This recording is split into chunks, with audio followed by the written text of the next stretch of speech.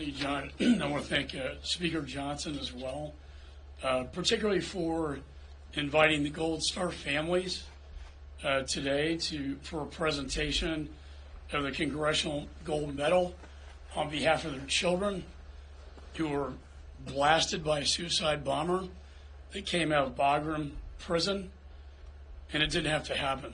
But I want to thank you, sir, for honoring their sacrifice and those families who I was with last night.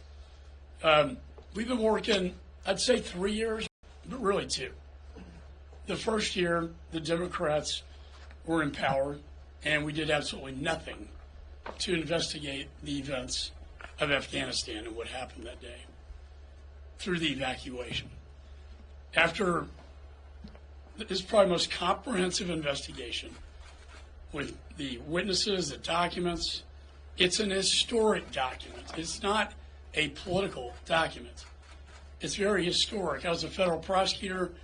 My lead investigator, AUSA and Afghan, we wrote this.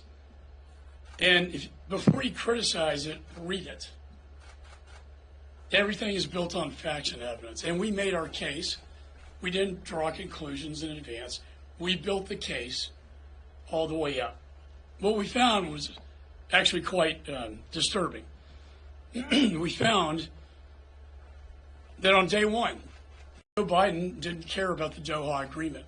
I know a lot has been said about Doha and that President Trump entered into Doha, but that agreement had conditions placed in it.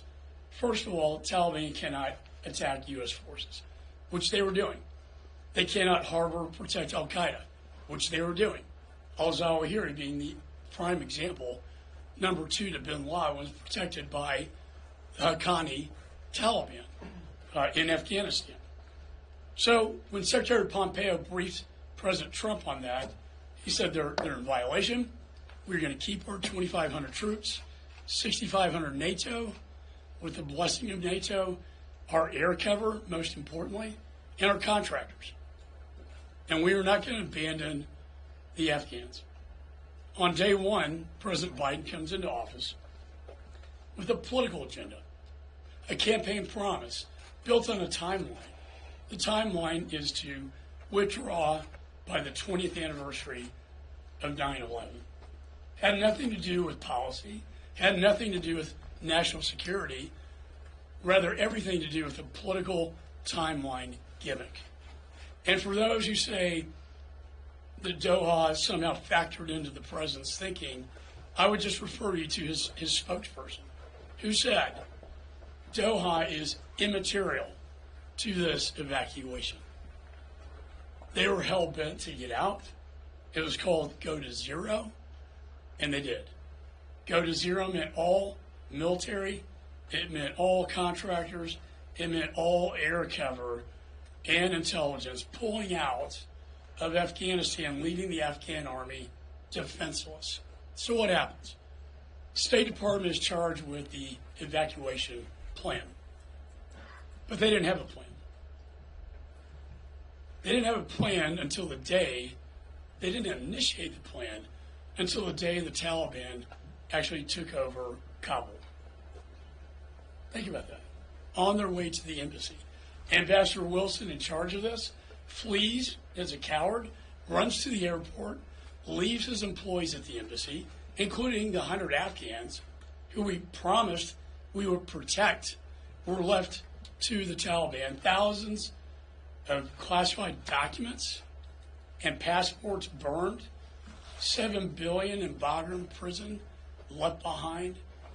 Most importantly, thousands of ISIS-K prisoners, the worst of the worst, released out of Bagram, which now impacts this country.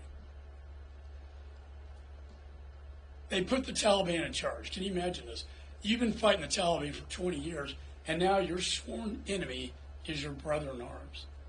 The Taliban is checking the checkpoints. All of the American citizens, the Afghan partners, and the women and children have to go through the Taliban first to decide if they can get through. Now, if you're an Afghan partner who fought against them, what are the odds the Taliban's going to let you through? We do know one thing. the Taliban let the suicide bomber from Bagram through the checkpoint to then kill 13 servicemen and women who we'll be honoring later today. But it didn't have to happen. But because there's no plan, there's chaos at the airport.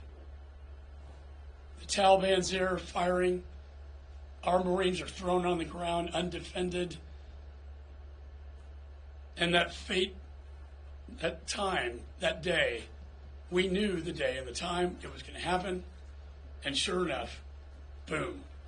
And 13 servicemen and women killed, 170 Afghans killed, 45 Afghan military personnel and American wounded. A massive suicide blast that didn't have to happen. So what are the ramifications of all of this? First of all, we need to fix this so that if we ever have an evacuation like this again, this will never happen again. We had Saigon, we have this, but we have to get legislatively, and by the way, Mike Pompeo did open a crisis office that was tailored to this, that Biden shut down on day one, puts on hold. 2 weeks before the Taliban overrun Kabul, he shuts down the very office that was designed to help protect. Well, we're going to bring that back in legislation. So where are we today? Well, when you project weakness, like Afghanistan, you invite aggression and conflict and war. It only took a month or two before the Russian Federation's moving into Ukraine. Chairman Xi and Putin are becoming allies, the Unholy Alliance. Xi is threatening Taiwan and the South Pacific, and they're tied to the Ayatollah in the Middle East. Ayatollah raising his ugly head with Hamas, Hezbollah, Houthi rebels threatening the Jewish people in Israel. It's not separated. It is all tied together. The three Unholy Alliance warriors, and I throw Kim Jong-un in there as well. So that is a state of play this president has put us in a moment of weakness across the globe, not strength. And then to end this whole scenario, this whole nightmare, when you take a failed foreign policy and connect it to a broken border policy, what do you get? When you've released thousands of ISIS-K from Bagram, who've gone up to the Khorasan region, Tajikistan, Pakistan, and Afghanistan, most dangerous part in their external operations. Khorasan equals external operations. Those are the ones coming through visa-free Nicaragua, through Mexico, into the United States. Don't take my word for it. The FBI briefed me. They've detained 8 of them. They got in, by the way, through the CBP-1 app, set up an interview, and were released into our society, later to be caught by the FBI. And a smuggling ring of 400. And God knows how many more are in this country, a ticking time bomb, a threat to the American people. So with that, I want to turn it over to our whip, Tom Emmer.